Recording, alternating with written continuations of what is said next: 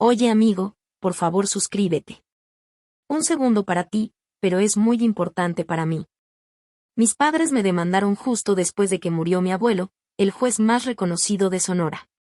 Dijeron que yo había manipulado al anciano para quedarme con sus bienes. Yo no dije ni una palabra. Simplemente presenté la única evidencia, el diario que ellos habían rasgado en pedazos alguna vez. Ese día en la corte, el juez me miró por un largo momento y preguntó: Disculpe, ¿usted es?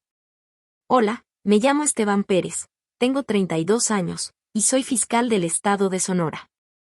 Vivo y trabajo en Mazatlán, la ciudad donde nací y crecí. Si me preguntas por mi historia de vida, no sabría por dónde empezar, porque se siente como un libro viejo. Sus primeras páginas están amarillas, llenas de recuerdos que quiero conservar, pero también dejar ir. Quizá para entender quién soy hoy, necesitas conocer mis primeros días. Los días en los que me dejaron atrás, pero también los días en los que recibí un amor que nunca pensé merecer. Mazatlán es un pueblo pequeño, con mucho encanto del noroeste, calles de tierra rojiza y casas de adobe bajo un sol dorado y brillante. Allí nací, aunque no crecí con el amor de mis padres. Mi padre, Daniel Pérez, fue una estrella del baloncesto. Alto, fuerte y con una sonrisa que podía encantar a cualquiera. A los 25 años ya ganaba mucho dinero, tenía patrocinios y giras por todo el país. Mi madre, Laura Pérez, era una joven reportera ambiciosa e inteligente. Tenía cabello rubio dorado, ojos azules penetrantes y una voz que podía callar a toda la sala cuando hablaba de las historias que perseguía. Eran la pareja perfecta, al menos en apariencia. Vivían rápido, amaban con pasión y gastaban dinero como si fuera agua. Pero yo no pertenecía a su mundo brillante. Yo fui un accidente, un giro inesperado que no anticiparon y que no quisieron conservar. Según mi abuelo, cuando yo tenía 1 año, mis padres llegaron a la casa de mis abuelos en las afueras de Mazatlán. Me dejaron con una pequeña maleta de ropa y una promesa vaga de regresar pronto por mí. Nunca cumplieron esa promesa. Me dejaron allí como se olvida un objeto sin importancia. Así fue como me convertí en parte del hogar de mis abuelos, el juez Roberto Pérez y Graciela, la mujer más bondadosa que he conocido. La casa de mis abuelos estaba al final de un camino tranquilo, rodeada de pinos altos y un jardín lleno de flores silvestres. No era grande ni lujosa, pero siempre estaba cálida, como si el amor de mis abuelos se filtrara en cada ladrillo y ventana. Mi abuelo, Roberto Pérez, era un juez reconocido en Mazatlán. Alto y delgado, con cabello plateado y ojos cafés profundos que parecían ver todo, buscando la verdad. Era un hombre estricto, pero nunca me hizo sentir miedo. Al contrario, me hacía sentir seguro, como si mientras él estuviera ahí, el mundo nunca se derrumbaría. Mi abuela, Graciela, era todo lo contrario, pequeña, con una sonrisa suave y manos siempre ocupadas amasando pan o cuidando las plantas del jardín. Cantaba viejas canciones populares. Su voz no era particularmente hermosa, pero estaba llena de emoción. Cada vez que la escuchaba cantar, sentía como si me abrazara.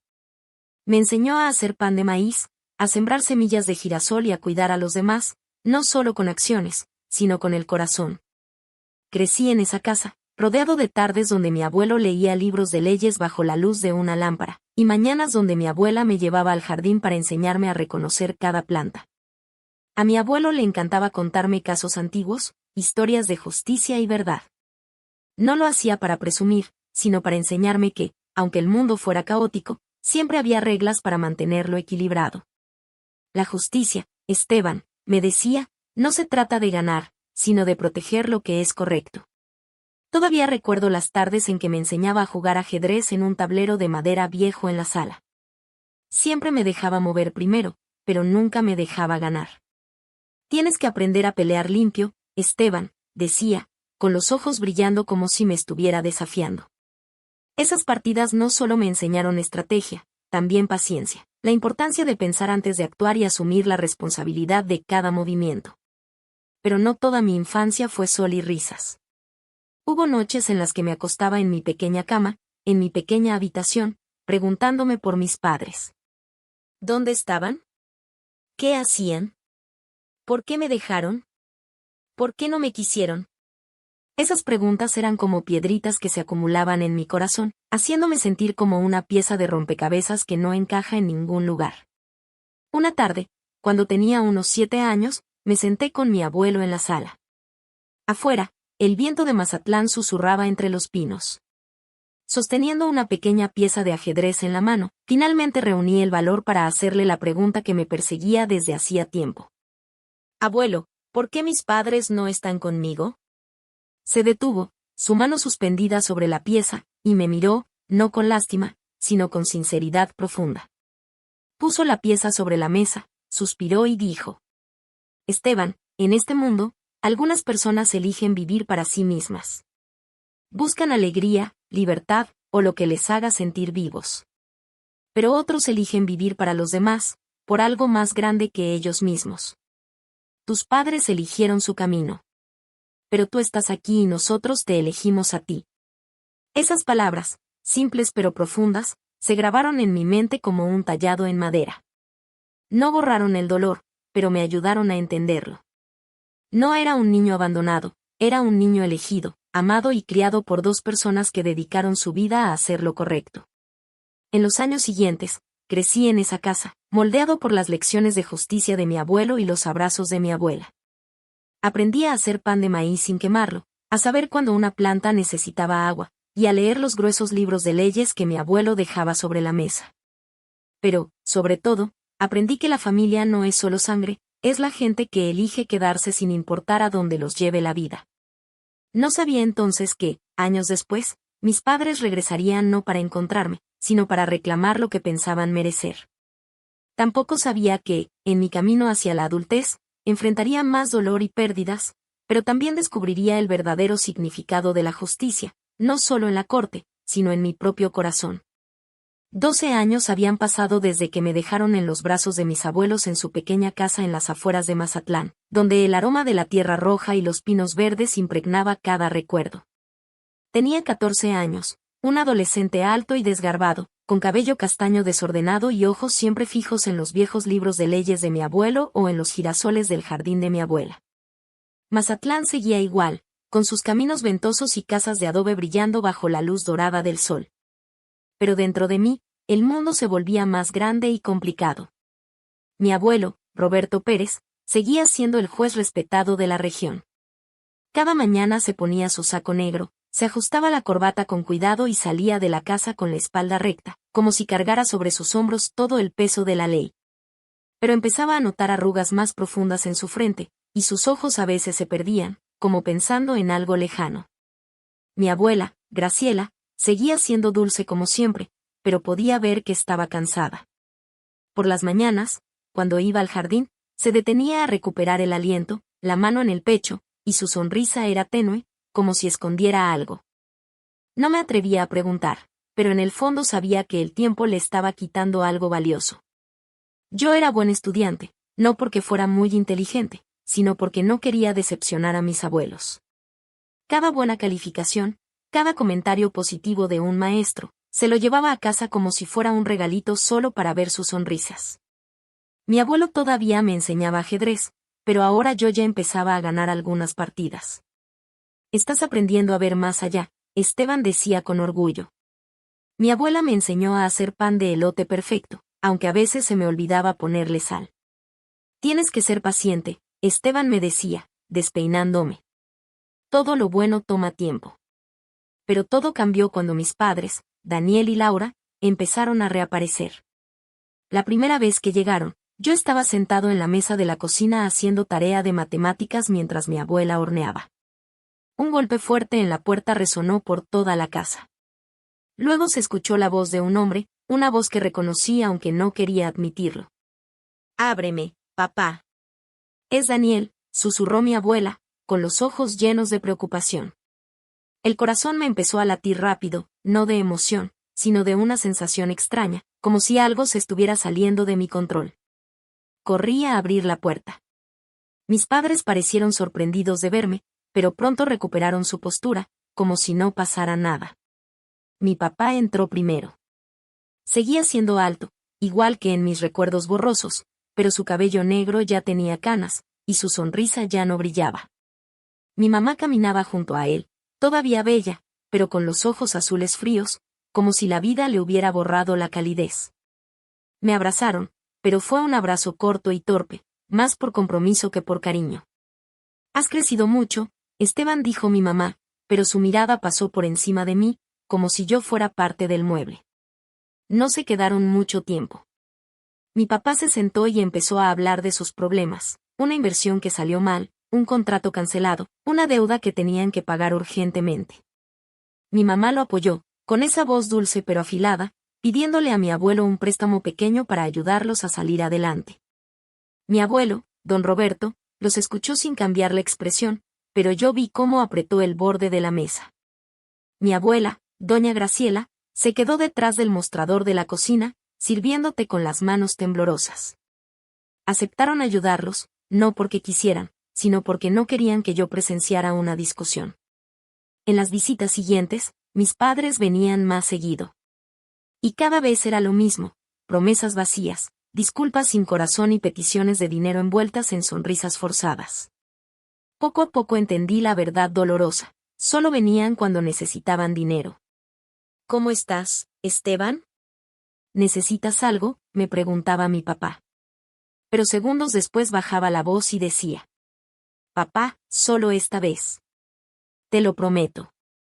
Mi mamá intentaba meterme en plática sobre su vida glamurosa, como si así pudiera borrar los años que me dejaron atrás. Pero yo no lo olvidaba. No podía. Una noche de otoño, cuando el viento de Mazatlán soplaba tan fuerte que las ventanas vibraban, escuché un pleito en la sala. Ya estaba en la cama, pero la voz de mi papá me despertó de golpe. Me levanté de puntitas y me quedé detrás de la puerta entreabierta, con el corazón en la garganta. Mi papá estaba en medio de la sala, gritando tan fuerte que opacaba el sonido del viento. ¿Siempre crees que tienes la razón? ¿Piensas que no valgo nada? ¿Que no merezco ser parte de esta familia? Mi abuelo estaba sentado en su sillón, firme pero tranquilo. Daniel, nunca dije que no valieras. Pero tú elegiste tu vida, una vida que yo no entiendo. Dejaste, Esteban, a tu hijo. Y ahora vienes aquí no a pedir perdón, sino a exigir más. Exigir, soltó mi papá casi gritando. Tienes dinero, tienes casa, tienes todo. Solo te estoy pidiendo una parte. Una parte. Pero prefieres aferrarte a eso que ayudar a tu propio hijo. Yo me quedé ahí parado sintiendo como mi corazón se hacía pequeño, como si lo estuvieran apretando con fuerza. Nunca había visto a mi abuelo así. Sus hombros temblaban un poco, no de miedo, sino por un dolor más profundo. Daniel dijo con voz casi en un susurro. Te he dado todo lo que tenía. Pero no me necesitaste. No necesitaste a Esteban. Solo necesitas dinero. El aire se volvió pesado, sofocante. Mi papá no respondió. Escuché sus pasos pesados y luego la puerta se cerró de golpe. Me quedé detrás de la puerta, con lágrimas bajando por mi cara, pero no me atreví a llorar en voz alta. Por primera vez entendí que mi abuelo, un hombre fuerte como una montaña, también podía sentirse impotente. No solo sufría por mi papá, sino porque no podía cambiarlo, no podía sacarlo de su frialdad y egoísmo. A la mañana siguiente, vi a mi abuelo sentado afuera, en la vieja silla de madera donde solía sentarse mi abuela. Miraba el jardín, donde los girasoles se marchitaban con el viento frío. Sus ojos estaban vacíos, como buscando una respuesta que nunca llegaría. Me quedé detrás de la puerta de cristal observándolo y sentí la soledad de un hombre recto. Un hombre que pasó su vida defendiendo lo correcto, pero que no pudo proteger su propio corazón. Los días pasaron y yo ya tenía 18 años. Un joven alto y delgado, con cabello castaño más ordenado y un sueño claro, ser abogado como mi abuelo. Mazatlán seguía siendo mi hogar, con sus caminos de tierra roja y atardeceres vibrantes. Pero yo empezaba a ver el mundo con ojos de adulto. Destacaba en la escuela, estaba en los primeros lugares de mi clase y me preparaba para graduarme, planeando estudiar leyes. Mi abuelo, don Roberto Pérez, estaba orgulloso de mí, aunque rara vez lo decía en voz alta. En lugar de eso, lo mostraba con pequeños gestos, un asentimiento, la mano sobre mi hombro después de una partida de ajedrez, o los libros de leyes que dejaba silenciosamente sobre mi escritorio. Mi abuela, doña Graciela, seguía siendo la luz de nuestra casa, pero esa luz se estaba apagando. Tosía más seguido y sus manos, antes ágiles para amasar pan, ahora temblaban al sostener una taza de té. Seguía tratando de cuidar el jardín cada mañana, pero muchas veces la veía descansando en la silla de madera, tomando aire, con una sonrisa tenue para tranquilizarme. No te preocupes, Esteban decía, moviendo la mano. Solo necesito un poquito de descanso. Mi abuelo también estaba preocupado. Se notaba en la forma en que la miraba, en cómo sostenía su mano un poco más cuando la ayudaba a levantarse. Pero ambos intentaban mantener un mundo tranquilo para mí, como si me protegieran de la tormenta que se avecinaba. Esa tormenta llegó una noche de invierno, cuando el viento de Mazatlán soplaba tan fuerte que las ventanas temblaban. Yo estaba en mi cuarto estudiando para los exámenes finales cuando escuché un golpe decidido en la puerta. Era mi papá, Daniel, otra vez. Su voz retumbaba desde la sala, fuerte y confiada, sin rastro de remordimiento. No quería escucharlo. No quería ver a mi abuelo arrastrado a otro ciclo de promesas vacías. Pero entonces la voz de mi abuelo cortó el aire, baja y firme. Daniel, ya no puedo seguir con esto. Tienes que cuidarte a ti mismo. Me quedé quieto detrás de la puerta. Mi papá estaba en medio de la sala, todavía alto, pero más delgado que antes. Su rostro marcado por las líneas de un hombre que vivió demasiado rápido y sin cuidado. Mi abuelo estaba en su sillón, manos apretadas, con los ojos llenos de dolor, no de enojo. Mi abuela estaba cerca, con la mano en el pecho, intentando intervenir. Daniel, por favor, no más peleas. Somos familia. Familia, se burló mi papá, su voz cortante como un cuchillo. Tú amas más la ley que a tu familia, ¿verdad? Prefieres sentarte en tu banca de juez juzgando al mundo que ver lo que tu propio hijo necesita. Esas palabras me golpearon como un puñetazo. Mi abuelo se levantó de golpe, con la voz temblando. Daniel, ¿cómo te atreves a decir que no te amo? Te di todo lo que tenía, pero tú elegiste tu vida. Una vida sin lugar para Esteban, sin lugar para nosotros. Mi abuela dio un paso adelante, intentando calmarlos, con voz débil. Basta, los dos. Daniel, tú. Pero antes de que pudiera terminar, su rostro se puso pálido y se llevó la mano al pecho, su pequeño cuerpo cayó hacia adelante. Salí corriendo de mi escondite, gritando. Abuela, ¿qué pasa? Mi abuelo corrió a su lado, sosteniéndola, su rostro pálido y sus manos temblorosas. Graciela, mi amor, quédate conmigo, susurró, con la voz rota por el miedo. Mi papá se quedó congelado, mirando a mi abuela como si solo fuera un obstáculo. No tengo tiempo para esto, dijo con frialdad, y se fue. La puerta se cerró de golpe, dejando un silencio mortal. Me arrodillé junto a mi abuela, con las manos temblando mientras marcaba a los servicios de emergencia. Por favor, vengan rápido. Mi abuela no respira, grité al teléfono, con lágrimas corriendo por mi rostro. Mi abuelo la sostuvo fuertemente, murmurando como una oración. Graciela, no me dejes. Por favor, Dios, no te la lleves. Nunca lo había visto así.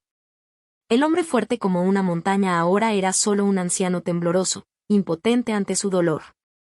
La ambulancia llegó con sus luces rojas parpadeando en la noche silenciosa. Las sirenas aullaban mezclándose con el viento y los latidos de mi corazón.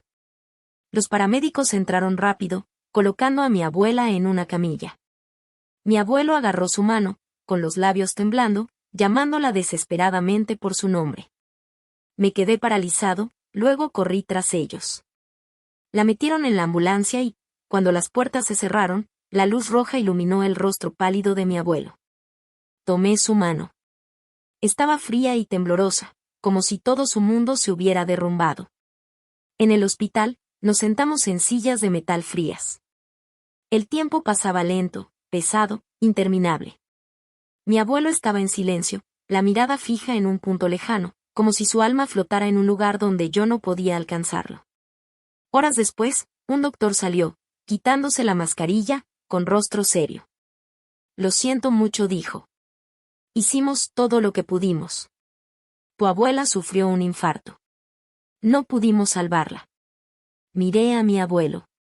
No lloró, solo asintió levemente, con los ojos vacíos, como si la mitad de su alma se hubiera ido para siempre. 3 días después, el funeral de mi abuela se llevó a cabo en una pequeña iglesia en Mazatlán. El aire estaba pesado por las lágrimas y los susurros de condolencias. La gente del pueblo llegó en gran número, trayendo flores y compartiendo historias sobre su bondad. Pero Daniel y Laura, mis padres, no aparecieron por ningún lado. Me aferraba a un pequeño rayo de esperanza de que vinieran, de que la muerte de mi abuela los despertara. Los llamé otra vez, con la voz casi suplicante. El funeral de la abuela es mañana. Por favor, vengan por ella. Pero su buzón de voz permaneció en silencio. Un viejo amigo de mi abuelo, Francisco Benítez, un abogado retirado, estaba a mi lado en el funeral. Puso una mano en mi hombro y susurró. No te merecen, Esteban, y ciertamente no merecen a Graciela. Sus palabras me ahogaron, pero no pude decir nada. Su ausencia fue como un golpe final, cortando el último hilo que me unía a ellos. Me quedé de pie junto al ataúd de mi abuela, mirando su rostro sereno como si solo estuviera dormida. Mi abuelo estaba a mi lado, en silencio, con los ojos rojos de tanto llorar. Por primera vez en mi vida lo vi llorar. Lágrimas silenciosas rodaban por su cara, y sentí como si mi corazón se rompiera en pedazos. No dijo nada, solo puso una mano en mi hombro. Y supe que estaba tratando de ser fuerte para mí, como siempre lo había sido. Pero la ausencia de mis padres en ese momento hacía que el dolor fuera aún más amargo. No solo me habían abandonado a mí de niño. Habían abandonado a mi abuela, la mujer que alguna vez abrió los brazos para ellos, aunque nunca la valoraron. Esa noche, mientras las velas de la iglesia se apagaban, me senté solo en mi cuarto, mirando el jardín ahora vacío. Pensé en mi abuela, en su sonrisa, en cómo me tomaba de la mano cuando tenía miedo. Y pensé en mis padres, en su frialdad, en cómo se alejaron sin mirar atrás, incluso cuando mi abuela nos dejó para siempre. En mi corazón se formó un voto silencioso. Me convertiría en un defensor de la justicia, no solo para castigar a los culpables, sino para que nadie más tuviera que sufrir la impotencia que mi abuelo y yo sentimos, heridos por la indiferencia de otros. A la mañana siguiente del funeral, encontré a mi abuelo en la cocina, sosteniendo una taza de café ya fría. No dijo nada, solo miraba por la ventana donde la luz del sol de Mazatlán iluminaba los pinos. Mi abuelo, don Roberto Pérez, el juez que alguna vez inspiró respeto en toda la región, ahora parecía más pequeño, como si la muerte de mi abuela le hubiera quitado parte de su fuerza vital. Unas semanas después, me llamó a la sala, donde sus libros de leyes aún estaban ordenados en los estantes. Se sentó, su voz baja pero clara. Esteban, he decidido retirarme. Un hombre que no puede proteger a quien ama ya no tiene derecho a sentarse en la banca. Sus palabras me dejaron sin aliento. Quise protestar, decirle que seguía siendo el hombre más fuerte que conocía, pero sus ojos, tristes pero firmes, me callaron. Había pasado más de 30 años como juez, ponderando la justicia con integridad inquebrantable. Pero ahora decidió retirarse, no por debilidad, sino porque sentía que había fallado en lo más importante, mantener a mi abuela con nosotros. A partir de entonces vivió más tranquilo. Pasaba los días leyendo las novelas antiguas que mi abuela amaba, o cuidando las flores que ella había plantado en el jardín. Pero yo notaba que, a pesar de sus esfuerzos, sus ojos siempre llevaban una profunda tristeza, como si buscara su sombra en cada pétalo. No sabía cómo aliviar su dolor, así que hice lo único que podía, me quedé a su lado. Lavaba los trastes, cortaba el césped y lo escuchaba contar viejos casos, aunque los hubiera oído cientos de veces. Me convertí en su apoyo emocional, tal como él y mi abuela lo habían sido para mí. En mi corazón, una promesa silenciosa se fortalecía cada día. Seguiría el camino de justicia que él había recorrido, no solo para defender lo correcto, sino para proteger a personas como mi abuela Graciela, vulnerables a la indiferencia del mundo. Después de terminar la preparatoria, fui aceptado en la Facultad de Derecho de la Universidad Estatal de Mazatlán con una beca completa. El día que recibí la carta de aceptación, corrí a casa y se la entregué a mi abuelo. La leyó, Puso su mano sobre mi hombro y dijo simplemente: «Me hace sentir orgulloso, Esteban». Pero vi un brillo de lágrimas en sus ojos, y supe que no estaba orgulloso solo de mí. Esperaba que lograra lo que él sentía que no había conseguido. Los primeros años de la universidad fueron un verdadero desafío. Quería ser independiente y rechacé varias veces las ofertas de mi abuelo para pagar la colegiatura, aunque él insistió muchas veces. «Esteban, tengo ahorros». Pero yo negué con la cabeza. «Quiero hacerlo yo mismo, abuelo. Necesito probarlo». Así que trabajé mientras estudiaba, atendiendo mesas en un pequeño restaurante, acomodando libros en la biblioteca de la escuela. Algunas noches dormía solo 3 horas, con los ojos ardiendo de leer bajo luces tenues. Algunos días casi me derrumbaba bajo la presión. Pero cada vez que pensaba en mi abuelo, en mi abuela, me decía: «No puedo rendirme». Mi abuelo me escribía cartas a mano en hojas amarillas, con su letra tan ordenada como su carácter. Hablaba de casos antiguos, momentos en los que estuvo en la encrucijada entre el bien y el mal, y del significado de ejercer la ley, no para ganar, sino para proteger. Esteban escribió en una carta: «La justicia no es un destino, es un camino. Y a veces te romperá el corazón. Pero recuerda, no caminas solo». Esas cartas eran una llama que me calentaba en los días más fríos, un recordatorio de que caminaba por el sendero que él había trazado. 6 años de la Facultad de Derecho fueron 6 años de forjar resistencia.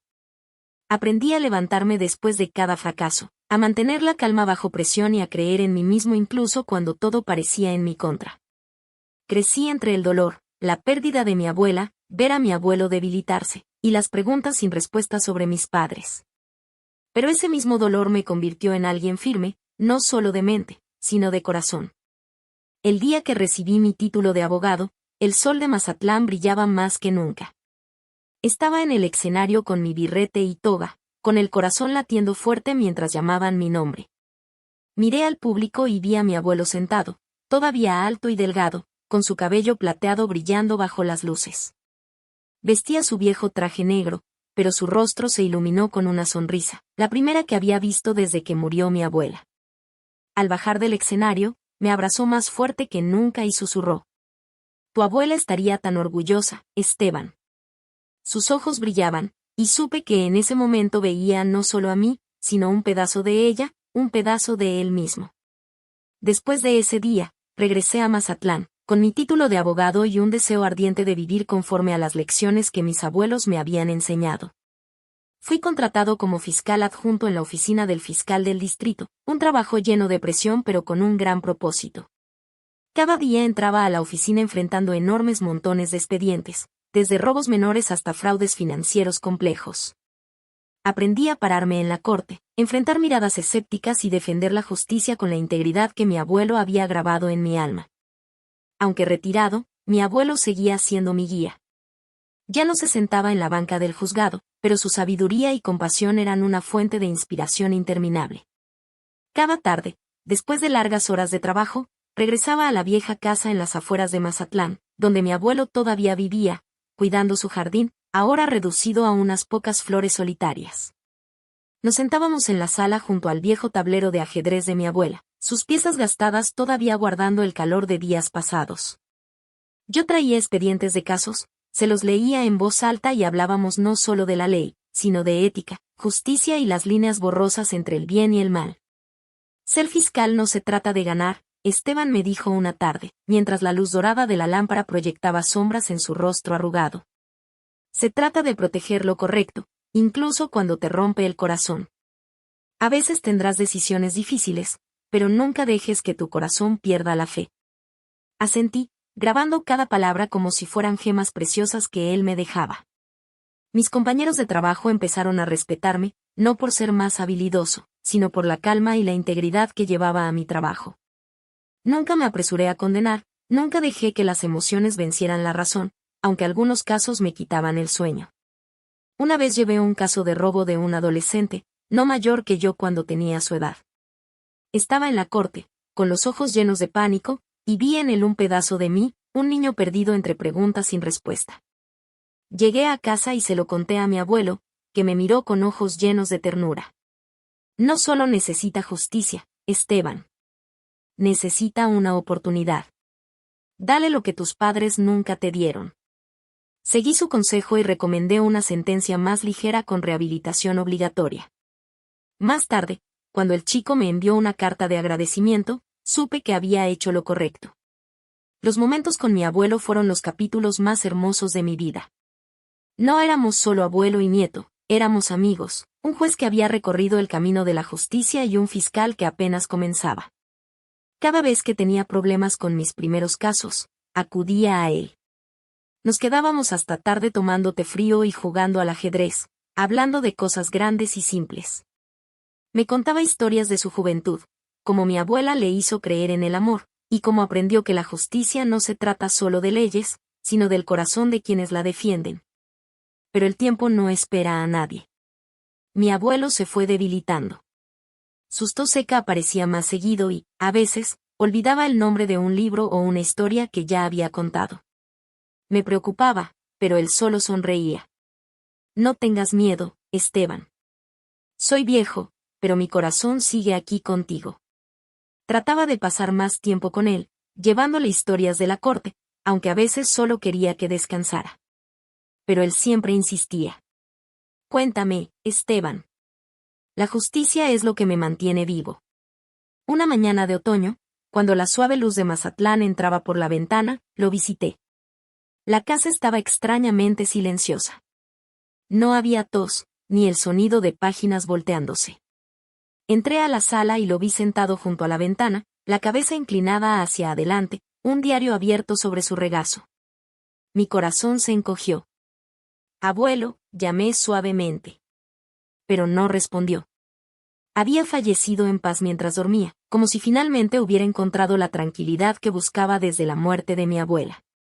Me arrodillé junto a él, con lágrimas cayendo en silencio. En la última página de su diario, su letra temblorosa decía: la verdadera justicia no se encuentra en la corte, sino en los corazones de quienes siguen creyendo en ella. Cerré el diario, besé su frágil mano y susurré: gracias, abuelo, por todo. Supe que a partir de ese momento caminaría solo. Pero él y mi abuela siempre estarían en mi corazón, en cada decisión, en cada paso que diera por el camino de la justicia. En los días siguientes, Mazatlán parecía haber perdido su luz familiar. Los caminos de tierra roja, los pinos verdes e incluso los atardeceres vibrantes ahora tenían un tono sombrío, como si la ciudad misma llorara a uno de sus hijos más grandes. Organicé el funeral de mi abuelo con todo el cuidado que pude. La pequeña iglesia que había albergado el funeral de mi abuela abrió sus puertas de nuevo, pero esta vez el aire se sentía más pesado, porque sabía que había perdido al último miembro que realmente era mi familia. El funeral fue solemne, con filas de asientos llenas a capacidad. Los antiguos colegas de mi abuelo, jueces, abogados y secretarios del juzgado vinieron de toda Mazatlán trayendo historias sobre su integridad y compasión. Gente del pueblo, desde vendedores del mercado hasta campesinos a quienes había ayudado, también asistió, ofreciendo flores y condolencias sinceras. Yo estaba allí, con un traje negro, escuchando cómo hablaban de él, como siempre escuchaba incluso a quienes condenaba, y cómo hacía que la gente creyera que la justicia no era solo la ley, sino una llama de verdad. Pero en mi corazón solo veía la imagen de mi abuelo sentado junto a la ventana, su diario abierto y la mirada triste en sus ojos cuando hablaba de mi padre. Entonces aparecieron Daniel y Laura, mis padres. Entraron a la iglesia impecablemente vestidos, como si fueran a un evento social. Mi padre llevaba un traje caro, el cabello peinado hacia atrás, pero su rostro estaba frío, sin señal de dolor. Mi madre, con un vestido largo negro y guantes de seda, me miró como si fuera un simple conocido. No habían venido a despedirse de mi abuelo. Sabía que solo querían ver qué podrían ganar con su herencia. Me quedé en silencio, apretando los puños, concentrado en organizar el funeral. Pero cada vez que los veía, sentía el abismo imposible de cruzar entre nosotros. Ellos no eran mi familia. Mi familia eran mis abuelos, la casita con el jardín de girasoles, las tardes junto al tablero de ajedrez y las cartas escritas a mano. 2 semanas después, me senté en la oficina de Tomás Rivas, un amigo de toda la vida de mi abuelo. Su oficina, en el centro de Mazatlán, Tenía paredes de madera oscura y el tenue olor a libros antiguos. Señor Rivas, un hombre de unos 60 años, con cabello plateado y ojos amables, abrió el testamento de mi abuelo con voz firme y clara. Mis padres estaban frente a mí, con la mirada aguda, como esperando un gran premio. Yo me senté en silencio, con las manos sobre mis piernas, intentando no dejar que mis emociones me dominaran. El señor Rivas comenzó a leer. Todos los bienes de mi abuelo, incluyendo la casa, terrenos, acciones y ahorros que suman aproximadamente $5 millones, quedan en herencia a mi nieto, Esteban Pérez. Hizo una pausa, me miró y continuó. Robert dejó una nota. Confío en que solo este nieto entiende el valor de la integridad. El cuarto se volvió sofocante. Escuché la respiración aguda de mi madre y a mi padre murmurando algo entre dientes. Luego el señor Rivas pasó a hablar del diario de mi abuelo. Dejo mi diario, donde registré mis pensamientos y esperanzas. Un diario. Me dejaba un cuaderno viejo. Mi padre gritó, su voz resonando en la pequeña habitación. Su rostro se enrojeció de rabia. El señor Rivas intentó mantener la calma, pero vi que sus manos se apretaban. Daniel se lanzó al escritorio, agarró el diario y lo tiró al suelo como si no valiera nada. Demandaré. No voy a dejar que este niño se quede con todo, rugió, agarrando el brazo de mi madre, y salió de la oficina, dejando un silencio pesado a su paso. Me agaché tranquilamente y recogí el diario. Su cubierta de cuero gastada se sentía familiar, cargada con el calor de mi abuelo en cada página. Lo llevé de regreso a la vieja casa, donde aún resonaban las risas de mi abuela y la voz firme de mi abuelo. Esa noche me senté solo en la sala, bajo el tenue resplandor de la lámpara. Abrí el diario y leí cada línea que había escrito, sus pensamientos sobre la ley, los casos que había juzgado y sobre mi padre. Escribía sobre su decepción al ver cómo Daniel creció siendo un hombre impulsado por el egoísmo, pero también sobre el amor silencioso que siempre tuvo por su hijo, aun sabiendo que quizá nunca lo entendería. En cada línea del diario, veía a un padre que había intentado, esperado y fallado en enseñarle a su hijo lo que estaba bien. Pero también veía a un abuelo que había tenido éxito conmigo, que me enseñó no solo sobre justicia, sino sobre el corazón de quienes creen en ella. Cerré el diario, con lágrimas cayendo silenciosas. Entendí, en cada línea, que él no solo escribía sobre la ley, sino sobre el corazón de un padre que no pudo enseñar a su hijo lo correcto. Coloqué el diario en la repisa junto a sus viejos libros de leyes, prometiendo que sus enseñanzas no se olvidarían. Pero nunca esperé que, solo semanas después, ese diario se convirtiera en el centro de una tormenta que mis padres desatarían. Daniel, mi padre, no pudo aceptar el testamento. Después de salir furioso de la oficina de Tomás Rivas, su abogado, se volvió aún más amargado. Supe por conocidos que recorría Mazatlán diciendo a quien quisiera escuchar que yo había manipulado a mi abuelo, que yo, un joven fiscal, había aprovechado su estado débil para quedarme con su herencia. Mi madre, Laura, estaba detrás de él, alentándolo con su voz dulce pero fría. Contrataron a un abogado privado muy hábil, un hombre con apariencia impecable y ojos afilados como cuchillos. Y pronto, se presentó una demanda en la Corte Civil de Sinaloa. La acusación me cortó como una espada. Esteban Pérez influyó indebidamente y explotó el estado debilitado del fallecido Roberto Pérez para alterar el testamento y reclamar injustamente la herencia. La noticia corrió rápido, como el viento de Mazatlán. Los periódicos locales pusieron titulares enormes: joven fiscal demanda a sus propios padres por disputa patrimonial estatal. Esas palabras me apretaron el pecho. Nunca imaginé que sería el centro de una demanda, y menos aún por mis propios padres. La fiscalía donde trabajaba tuvo que suspenderme temporalmente para asegurar imparcialidad. Mis colegas me miraban con mezcla de lástima y curiosidad, pero no los culpé. En silencio, recogí mis cosas, llevé mis expedientes a casa y me preparé para una batalla que no quería pelear. Al caso le asignaron al juez Miguel Grayson. Cuando entré a la sala de audiencias el primer día, lo vi, un hombre de unos 50 años, cabello entrecano y ojos agudos pero no fríos. Mi corazón dio un brinco al reconocerlo. Hace más de 20 años, cuando yo era niño, mi abuelo me llevó a un juzgado donde Grayson, entonces un joven secretario, trabajaba. lo recordé agachándose, sonriéndome, y diciendo: muchacho, si quieres estudiar leyes, recuerda que la justicia nunca es fácil, pero siempre vale la pena luchar por ella. Ahora estaba sentado en el estrado y, al cruzar nuestras miradas, vi un destello de reconocimiento, como si él también recordara a aquel niño. Pero ambos guardamos silencio, respetando la imparcialidad del juicio. El juicio comenzó en un ambiente tenso. Mis padres, respaldados por su abogado, lanzaban palabras duras. Me llamaban oportunista, diciendo que había explotado el afecto de mi abuelo, manipulando a un hombre anciano y frágil para apropiarme de su herencia.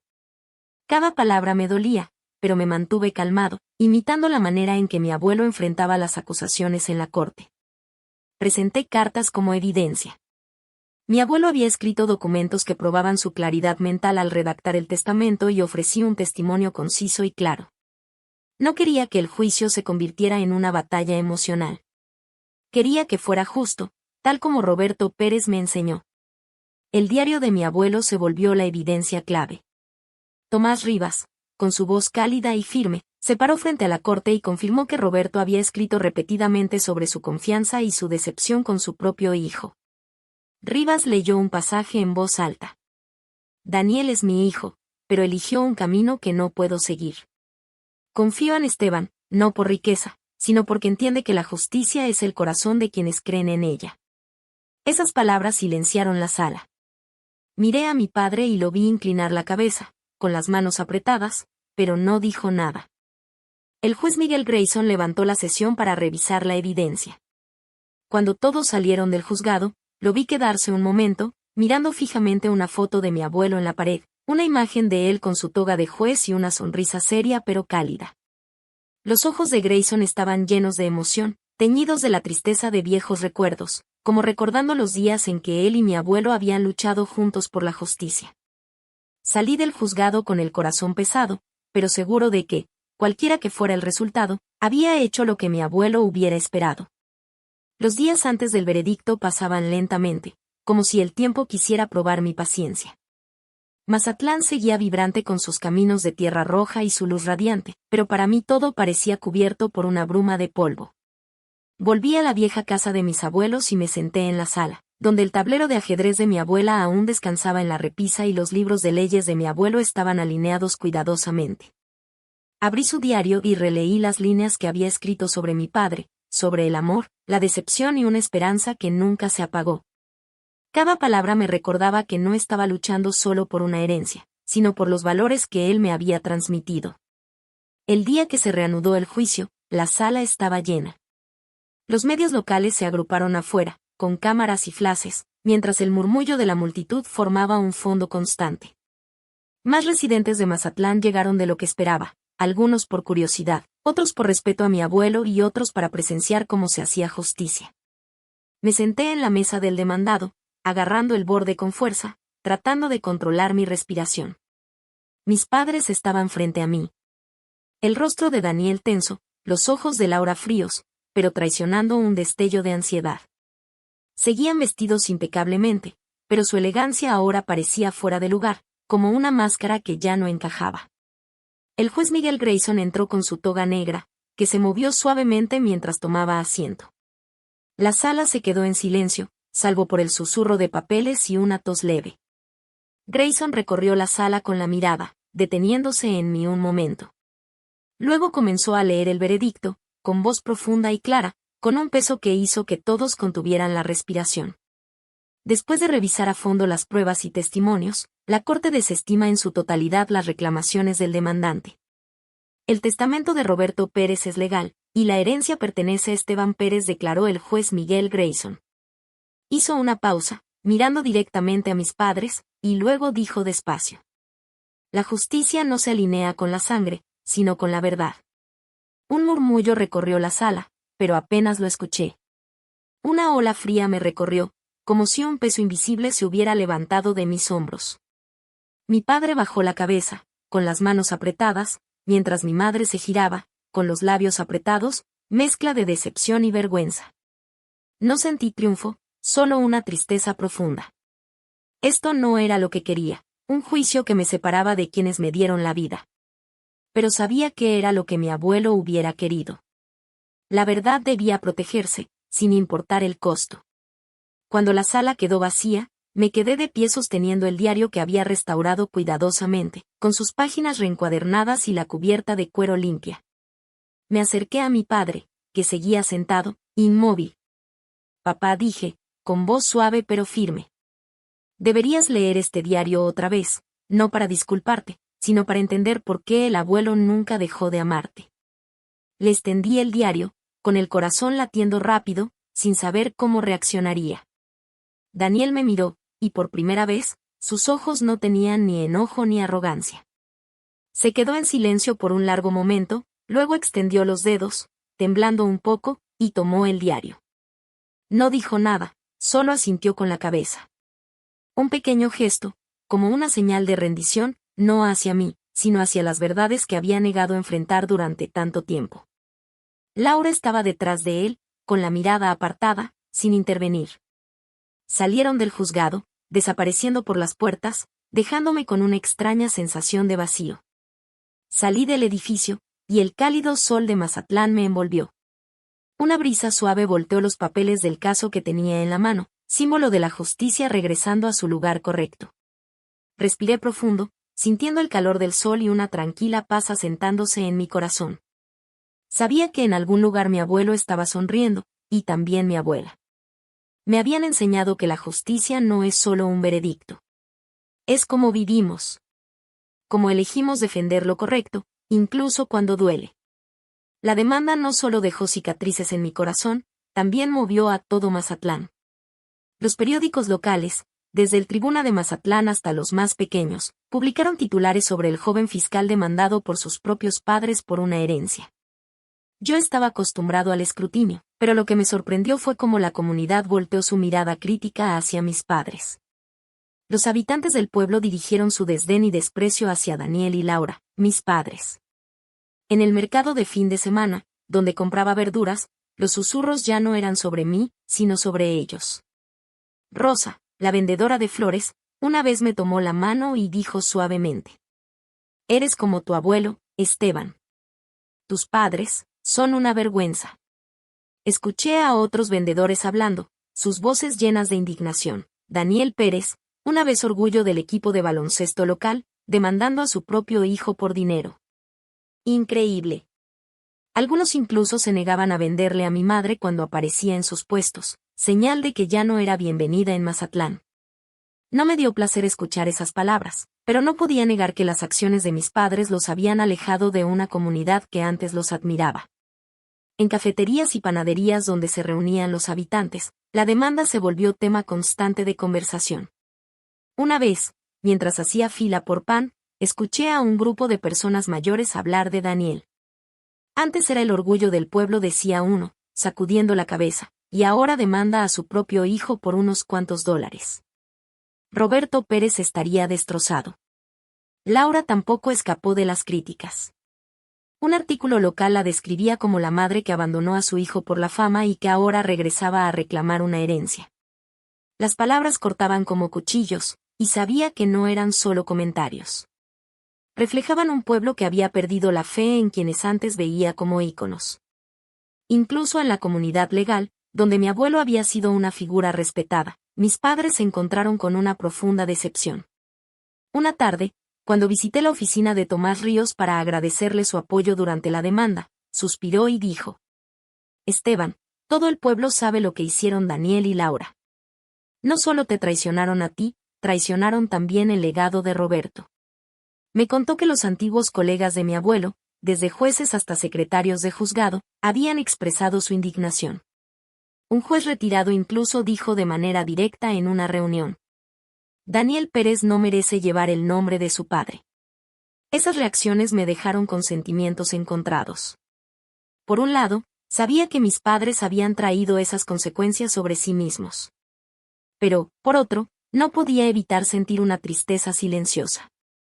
Eran quienes me habían dado la vida, y a pesar del daño que causaron, no quería verlos rechazados por todo un pueblo. Intenté concentrarme en mi trabajo para ahogar los rumores, sumergiéndome en expedientes, en las historias cotidianas de Mazatlán, donde cada página era un pedazo de vidas humanas y destinos.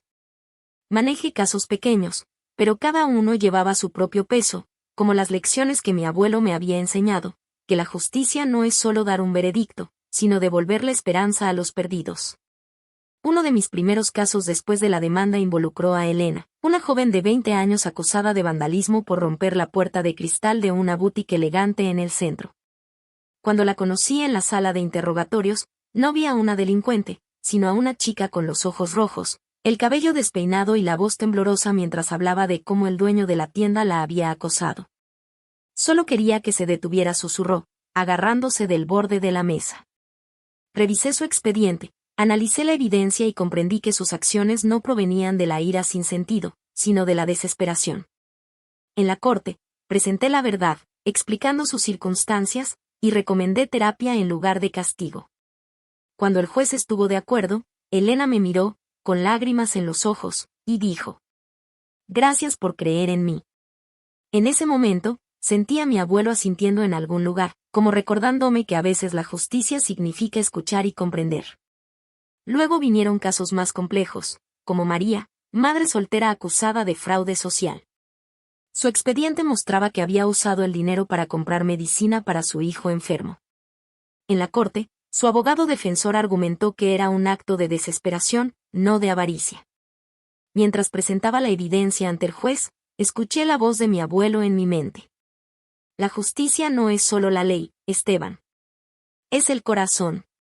Recomendé una sentencia reducida que le exigía devolver el dinero poco a poco. Cuando el juez aprobó, la mirada agradecida de María se quedó conmigo. No estaba seguro de haber hecho todo perfectamente, pero sabía que había intentado proteger lo correcto, como lo hubiera hecho mi abuelo.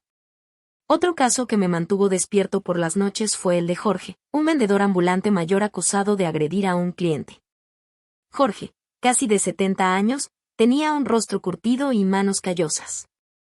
En la corte, supe que el cliente lo había insultado y empujado, provocando que Jorge se defendiera en un momento de enojo.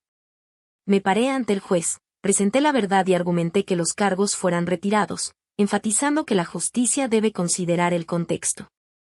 Cuando Jorge fue liberado, me sostuvo la mano, con la voz temblorosa. «Gracias por escucharme». Sonreí, pero dentro de mí sentí nuevamente a mi abuelo asintiendo. Estos casos, aunque pequeños, eran la manera de continuar el camino de mi abuelo. Cada expediente era una historia, cada decisión una oportunidad de defender lo correcto. Mis colegas empezaron a llamarme el heredero de Roberto Pérez, no solo por la herencia, sino por cómo trabajaba con calma e integridad, siempre poniendo la verdad primero. Aún así, llevaba un vacío dentro. Trabajaba para olvidar el dolor de la demanda. Pero cada vez que abría el diario de mi abuelo, veía a Daniel, el padre, que lo había tirado, y a Laura, la madre, que nunca me había mirado con ojos de madre. Una noche tarde, mientras las luces de Mazatlán se apagaban poco a poco, estaba sentado en mi departamento, con el escritorio lleno de papeles. Tenía un expediente abierto frente a mí, pero mis ojos estaban cansados y mi mente se escapaba a recuerdos de mis abuelos.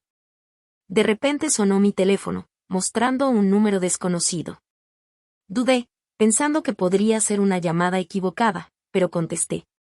«Hola», dije, con la voz cargada de cansancio. Hijo, la voz del otro lado era baja, rasposa y dolorosamente familiar. Era Daniel, mi padre. Me incorporé, el corazón latiéndome fuerte, sin saber qué esperar. Continuó, su voz temblando, sin la arrogancia ni el enojo que siempre había conocido. «Leí tu diario otra vez», dijo. Esta vez lo leí todo.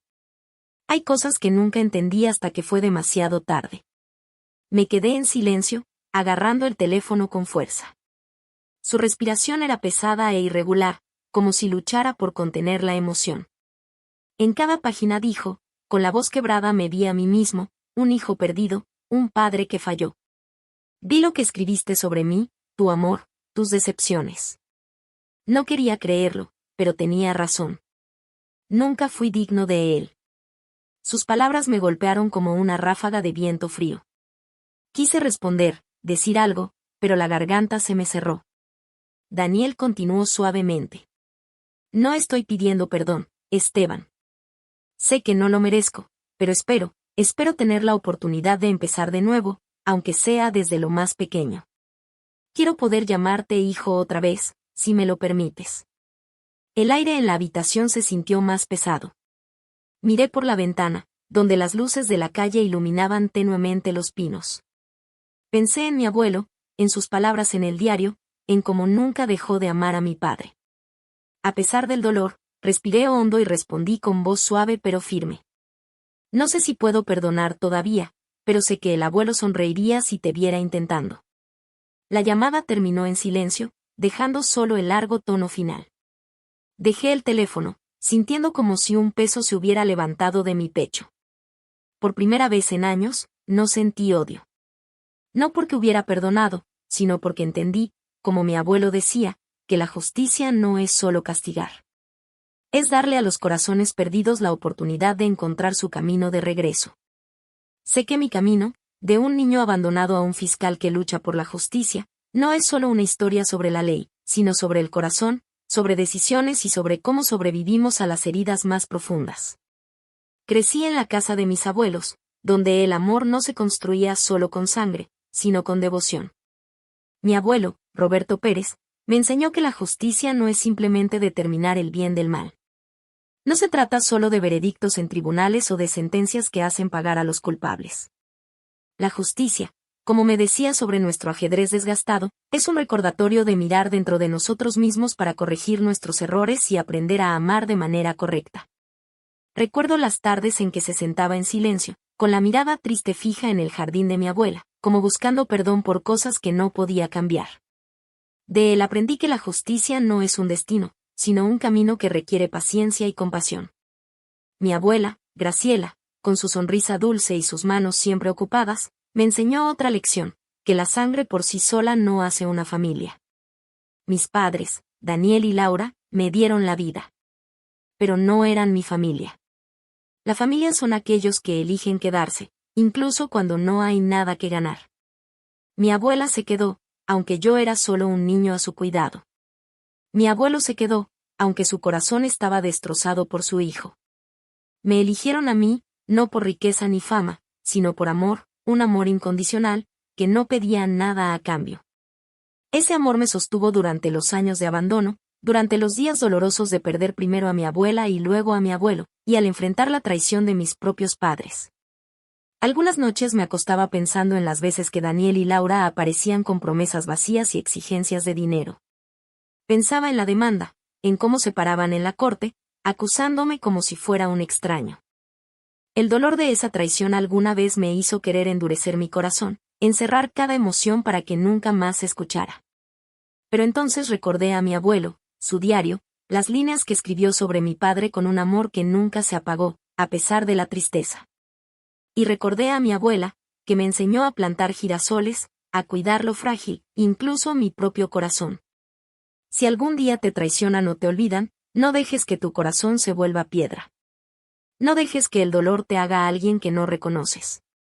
En cambio, vive mejor que ellos, no para probar nada, sino porque es la manera más justa de devolverle algo a la vida.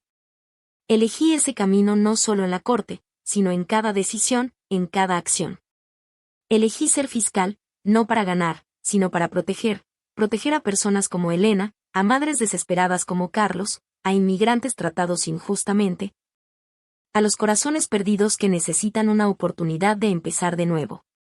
La llamada de mi padre, Daniel, fue un punto de inflexión. Cuando dijo que había leído el diario y que se veía reflejado en las palabras de mi abuelo, entendí que la justicia no son solo los veredictos de un tribunal. Es el momento en que un padre reconoce sus errores. La oportunidad de que una relación rota sane, aunque sea un poco. No sé si puedo perdonar completamente, pero sé que al darle esa oportunidad, viví a la altura de lo que mi abuelo esperaba.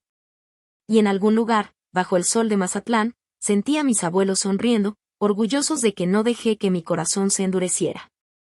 Me levanté y salí al pequeño balcón de mi departamento, mirando la ciudad dormida abajo. El viento de Mazatlán soplaba, llevando el aroma de la tierra roja y los pinos verdes. Sostuve el diario de mi abuelo, abriendo la última página donde escribió: La verdadera justicia no se encuentra en la corte, sino en los corazones de quienes siguen creyendo en ella. Sonreí, sabiendo que continuaría ese camino, no solo por mis abuelos, sino por mí mismo. Por un mundo donde la justicia no solo distingue entre lo correcto y lo incorrecto, sino que enciende compasión y esperanza.